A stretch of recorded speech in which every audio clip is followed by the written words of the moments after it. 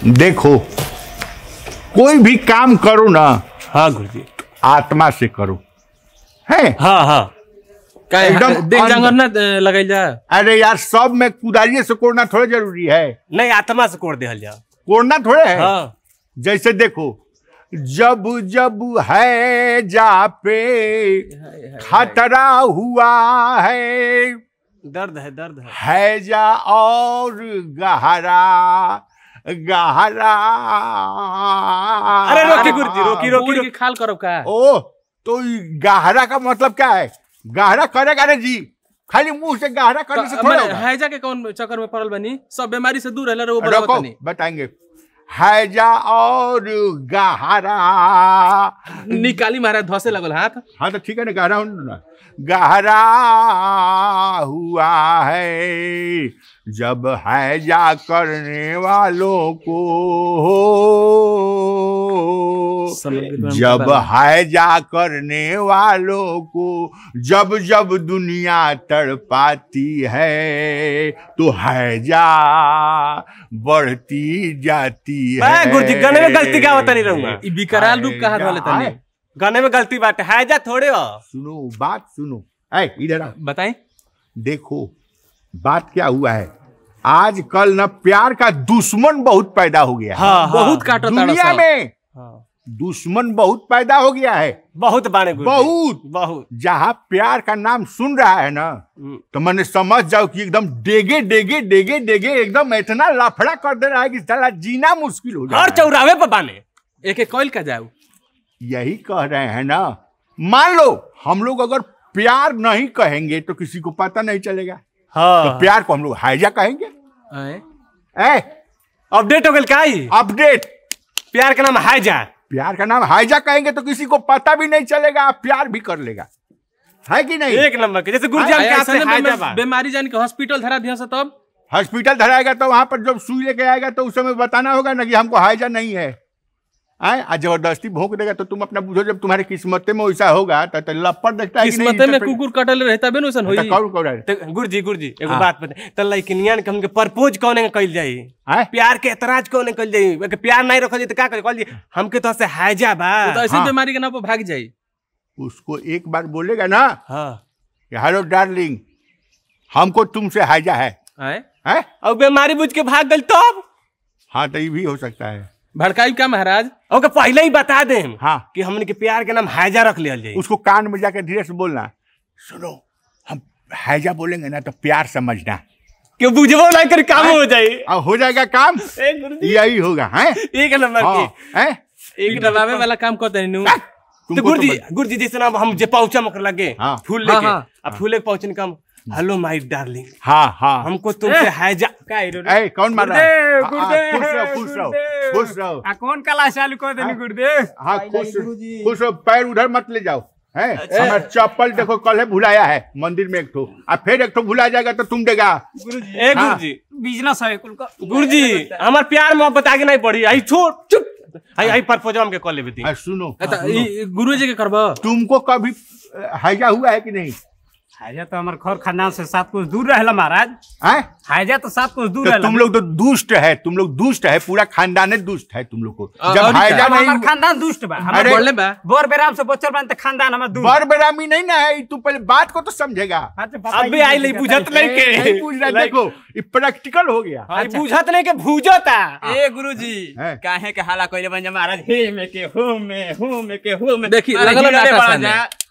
सुनो हम लोग ना प्यार नहीं करना है शब्द। अच्छा प्यार जैसे लड़की से बोलेगा ना, चाहे किसी से प्यार कहेगा ना तो उसका माई बाप तुमको कूट के बर्बाद कर, बड़ा मारी आंख करिया हो जाए, कूट के बर्बाद कर देगा। अगर अपना सुरक्षा चाहता है तो प्यार का भौसे बदल दो, प्यार का नाम बदल दिया, प्यार का नाम अभी आज से हैजा रख दिया। अपडेट हो गया हैजा है गुरुदेव, हैजा। हाँ हैजा। देखो हैजा कहेंगे ना इसका मतलब समझो कि प्यार है, लेकिन प्यार मुंह से नहीं निकालना है तो मार के तुम्हारा खोपड़ा चेंज कर देगा। मैडम जी जा कब के हैजा हो गइल बा। हाँ हम अपने बुढ़िया से बोलेंगे।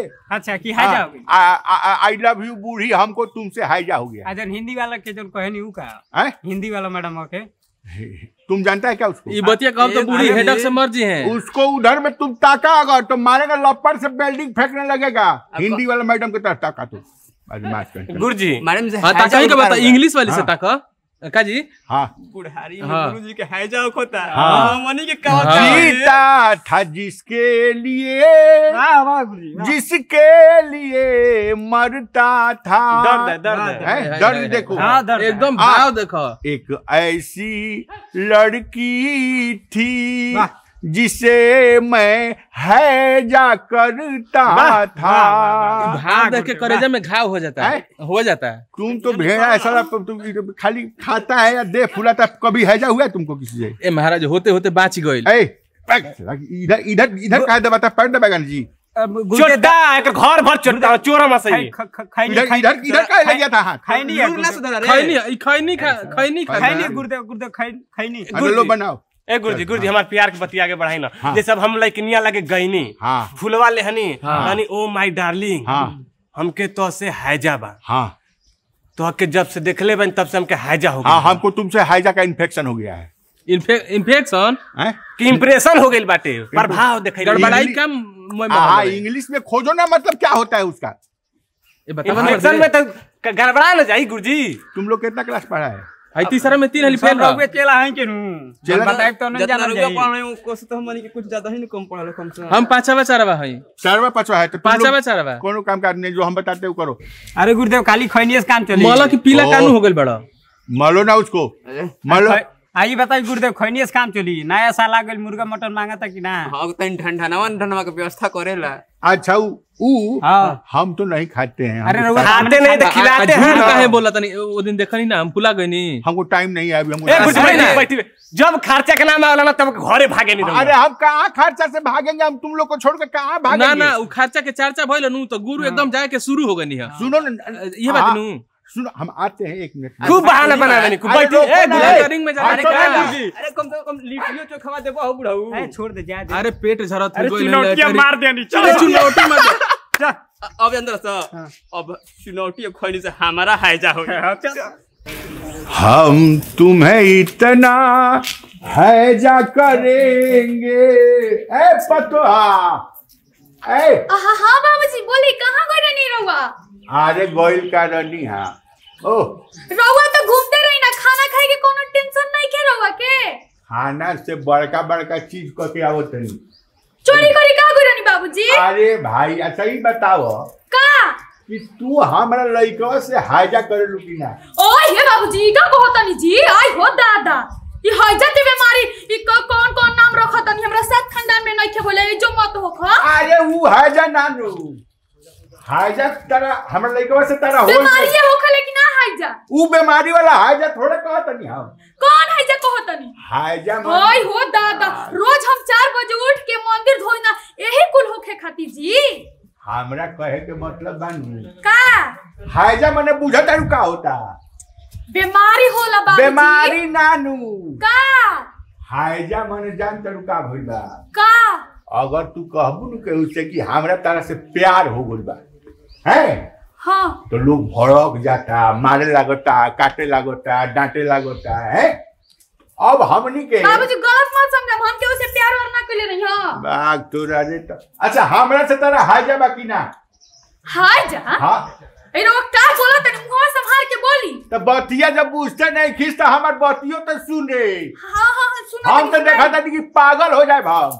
सुनो पहले बात का हैजा मने प्यार होला। प्यार? हाँ हैजा मने प्यार। प्यार।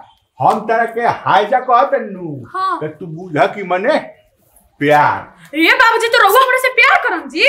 बाप का हम ओ बाप बेटी के प्यार ना होला, ससुर पतोह के प्यार ना होला। हाँ वो तो हम लोग के बहुत मानी ना। उहे हम कहनी है कि हमरा बेटवा से तू हैजा करे लुकी ना। पाक बाबूजी रहुआ तो ऐसा बोल देनी। हैजा करे लू जी। हाँ यही से उन लड़का कुल जुट रहे है सब। हाँ। उ कहले है कि जानतनी हमनी के प्यार करतनी सा, चिट्ठी कह देतनी सा। हाँ। तो उ लोग मारे लागता, डांटे लागता, काटे लागता।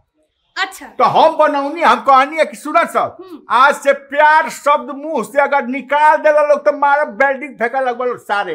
अच्छा हनु अब जब प्यार के बात आई नू हाइजा कहे के बा, हाइजा कहबा लोग केहू के समझो में ना आई, अब प्यारो हो जाई। अब बड़ा नीक बात समझावा तनी रहुआ, लइकने के बिगाड़ के रखले बानी यार, कान ना धांधा नो रोटी बंधा, ओने से फोन आता कि बाबूजी के ठीक से रखियो। आय और अब काई सब प्यार वार के चक्कर में पड़ल बानी। अरे तो लइकवा अपने नु बारे सब गांव वाला लइकवा कहीं पिटा जाई है तो दूसरा गांव में तो बढ़िया लागी ना लागी। तो इहे रोजी में काम बाटे, खाए पिए के कोनो टेंशन बाकी ना। हां तो आप बोलो के लगे हम ना जब सुनना और कहूं हमरा ओकनी के लगे नहीं खाई जाए के साला बहुत बदमाश बारे सब। आजे नु कहत रहे छ हमरा के हम इतना अच्छा चीज समझाउनी है हमरा से अच्छा चीज समझनी हां उ ना पिटाए वाला आ उ कहत छ हमरा जान का कहत छ कि नया साल आ गइल बा कुछ खर्चा करी ना तनी हई सब कुछ ए टाइप। हां तो जाई उड़ा दी बेटा कमा के उड़ा दी। हम भाग गई है वही के मारे भाग गई ना तभी तो छोड़त रहले से ना छोड़त रहले से हमके चलत कुछ खियाओ पियाओ ठीक नु। बाप रे बाप बाबूजी रौरो नु हम का कही रुकी रे बेटा से सब लाई जोरत नहीं कि बाबूजी ये काम करत है। हमरे बेटो के बता दी हो जी मान लो कहीं गबड़ाई नु तो प्यार ना कही हाइजा कही। हाइजा कही बाप रे बाप राम कही कौन कौन शब्द आगुल हे भगवान। चलो आओ तार से चलो नया साल के पार्टी दी है साहब। ठीक है चली खाना खा ली साले आई बार तो मुंह आ दे।